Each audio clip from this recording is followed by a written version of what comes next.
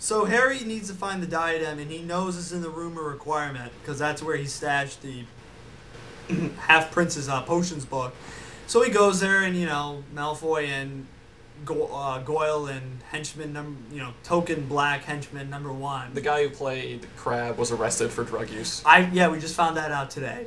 That's why he couldn't be there. It's really funny that they just find this black Someone guy. in the theater's they just push him in there. Someone in the theater's like, "Where's Crabbe? I didn't know you were missing him that much, guys." So Ron and Hermione are just kind of walking through with the Marauders map, and they're like, "Oh, I just saw Harry's name," and Ron's just like, "Wait a minute, what if he's in the room of requirement?" It's crazy, I know. They're like, there's 1,000 passages in Hogwarts, and but what happens if he's there? Like, come on. And Hermione gets this look on her face like, you are so damn sexy for thinking of that. Oh, yeah.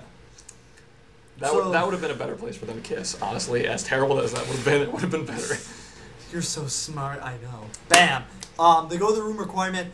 Ron goes off chasing 3 people. In the air. He goes 1 versus 3. Ron, you're not that great of a dueler, man. You're going bad, after actually. Malfoy. You're going after 3 Death Eaters, pretty much.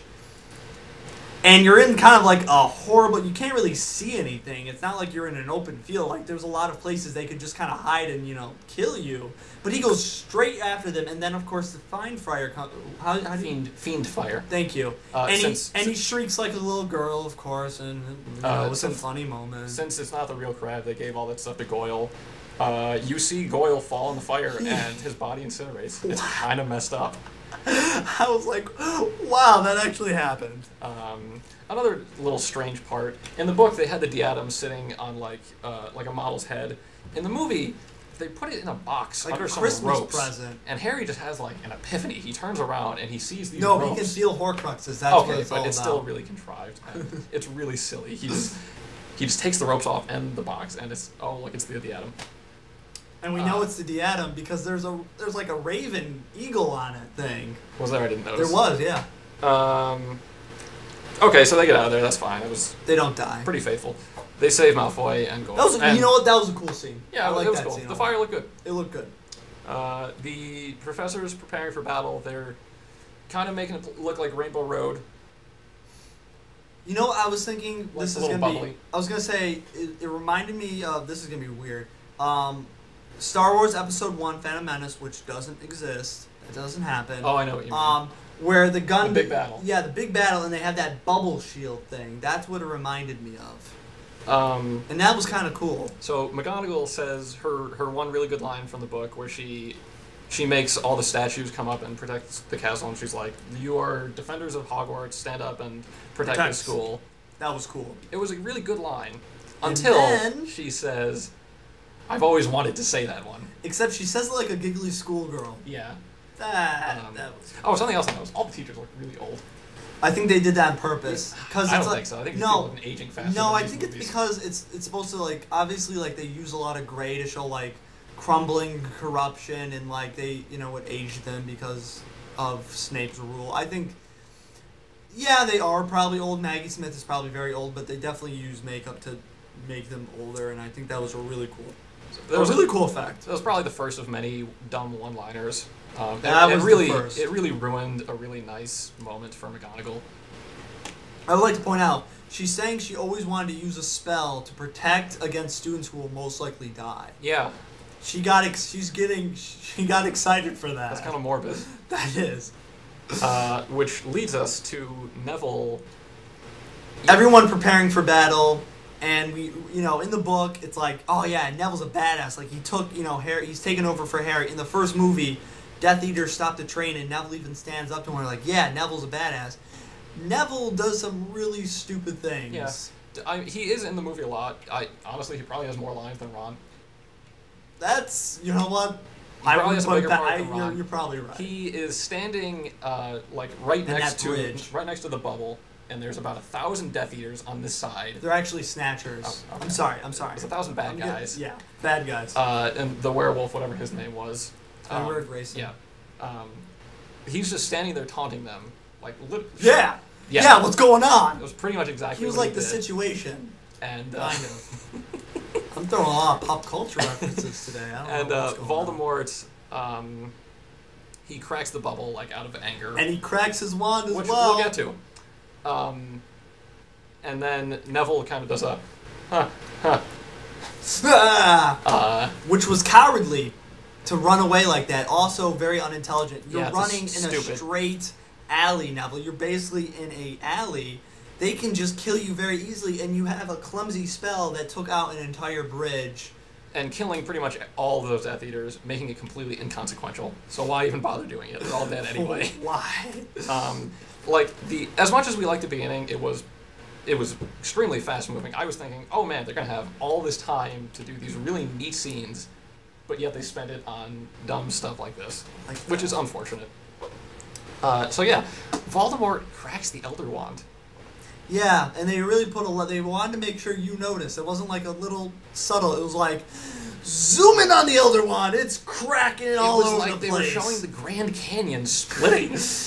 Yeah, that was weird. I don't know why. I think maybe they were trying to show the audience why the Elder Wand hasn't been working for Voldemort, but it doesn't make sense. Because they use the real argument, which is that he isn't the master of the Elder Wand later in the movie. So they really never address it again, and it's really strange that they make such a big deal out of it and they never say anything. Yeah, they're good at that. Except for Harry snapping it too, which was pretty funny. Like a twig. Elder Wand cracking room requirement. What are we on? Alright, so... Snape's death. Yeah. I think this, for me, between the time between Snape's death, well, the Nagini killing Snape is really violent. I would have, you know what, Matt, I would just have to say this. As a connoisseur of Harry Potter, in the book, Voldemort tells Nagini to kill in Parseltongue. In the movie, he says it in plain English. How would does Nagini speak English? How would she know to kill Snape? I thought that's a good point. That was ridiculous. At that point, the movie was over for me, and I almost stormed out. Snape's death is pretty intense, like multiple strikes and blood splattering all along the glass. They're in like a weird boathouse, not the Shrieking Shack, which is you know when I knew that from the boathouse is because I played the Harry Potter video games. You know what? Can we edit that out? Can we edit that out? No, please? we can't. I'm not ashamed. So, and then Harry takes Snape's memories and he goes and watches them in Dumbledore's office. It's a really nice moment. They didn't include quite everything from the childhood. They left out a couple things, but generally really well done. It worked, yeah. It worked for me. It was really touching. I was getting a lot of goosebumps during that. And I think it got them on a really good track for that movie. It was kind of lacking at that point. And then they picked it up with the emotion. And then Harry realizes that he has to die. It's a really, really sad moment. He goes outside. This is where it gets bad. He goes outside. Oh, a minor change, but one that I think is poor. He talks to Hermione and Ron. In the book, if you remember, he puts on the invisibility cloak. Yeah. And he walks by everyone and thinks, I don't want to burden them with this knowledge, but he sees Hermione, and Hermione instantly knows that he's going to go get himself killed. Again, making Ron look very, very because Ron says nothing in that. I believe Ron says nothing in that scene. He doesn't give him a high five or a handshake or a bro hug. He does nothing. He doesn't even say, "Hey man, we had a great friendship." He doesn't say anything. Making Ron look very unintelligent and horrible person. I mean, we know Harry's not going to die, but to Ron, Harry's the last time he's ever going to see. Harry's not going to come back. So he and going out into the forest, he has the ring and he sees his dead friends and family. It's a nice moment. That was a nice moment. And he walks in the forest and gets killed by Voldemort. It was all really good. Not just because it was faithful, it was just really powerful and emotional. King's Cross. It was alright. King's Cross was fine. Yeah, fine. Alright. Dumbledore was bad. Okay. Yeah. Alright. So, okay. Harry's in Hagrid's arms. Coming back. Everyone thinks Harry's dead. Alright. Neville does a huge speech. He sounded... Do you want... All right, funnily enough, he does sound quite Scottish in this movie. You can take our Harry, but you'll never take our ranks. That was a horrible. It doesn't matter. You know what? I'm not very good at accents. That's what it was. He did a horrible like this. He just kind of comes up. It was Bravehearty. It was bad. It was kind of corny. And then Harry jumps out of Hagrid's arms, and he runs off into a corridor. And it gets you thinking, yeah, this battle's gonna take off. Yes, here comes the action. Scene change. Kissed. And Harry runs into the Great Hall and is like, all right, everyone, get around me, yeah. And like everyone's around him, like Neville's around him, Harry and Ron are like thousands of people around him. Next change, Harry's by himself. Nobody. Absolutely nobody. Leading to probably the silliest 10 minutes of the movie. This was awful. Voldemort chasing after Harry. They duel. They do a bit of wand dueling. They do some fisticuffs. Voldemort slaps him. Bitch slaps him. Literally slaps him, which Voldemort would never slap anyone. No, he would not. Also, I would like to point out, Harry's not really a good duelist. He only really has he's pretty 2 bad. or 5 spells up his... Actually, it's Expelliarmus. So that's all he really has. But he's doing well. He's holding his own. He's holding his own against Voldemort, who can pull any really trick out of his sleeve and could kill Harry just right then and there. I guess Voldemort didn't want to. That was odd. And this kind of culminates in arguably the worst part of the movie, the part you've all seen from the trailer, where you say, "What the hell is that?" Harry grabs Voldemort by the neck and plummets them off a cliff. If in the trailer it didn't seem goofy enough, it gets worse. Me and Matt were the only ones laughing at this. No, dude, everyone was laughing. I thought it was just us two. No, everyone was laughing. Oh, God. It goes into a close-up of their face, and they're just flying through the air, and like their faces are squishing together, and they're just both shouting at each other. It looks like Voldemort's like trying to gobble up his face. Not eat his face, gobble up his face. It kind of was like they were on a roller coaster, like, It was... What was that? It goes on for like a good minute. It was really goofy and really funny. And... Yep, okay. We missed this, but since we're talking about Voldemort being funny... Yeah, alright. So back when Harry was still dead in Hagrid's arms, Malfoy is across with the Hogwarts people, and Voldemort beckons him over, and he begrudgingly goes to his family. And Voldemort takes Malfoy, and he calls him over, and he gives him what's possibly the most awkward hug anyone has ever seen. Now, at this point, I had been thinking to myself, Voldemort's bald cap is kind of looking a little Dr. Evil-y. And later in the movie, he gives a extremely Mike Myers-y laugh, like a $1 trillion.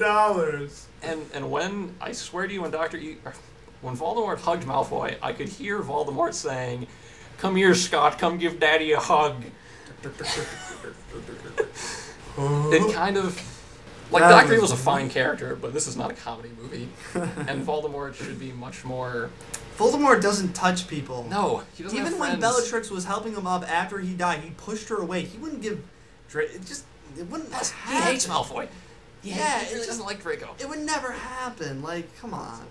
Poor characterization of Voldemort. All right, Harry and Voldemort do the whole Expelliarmus, Avada Kedavra. Voldemort dies. Okay, so the most evil person who is ruling over pretty much the whole world, or at least Britain, has finally died. Climax of the entire series. Been building up to this for like 15 hours if you take the previous 7 movies. You would think it would be a tremendous moment. There would be people cheering, music swelling, tears from everyone, but alas, we were wrong. Cutscene. And we see Neville and Luna awkwardly, try to hit on each other. People are drinking tea.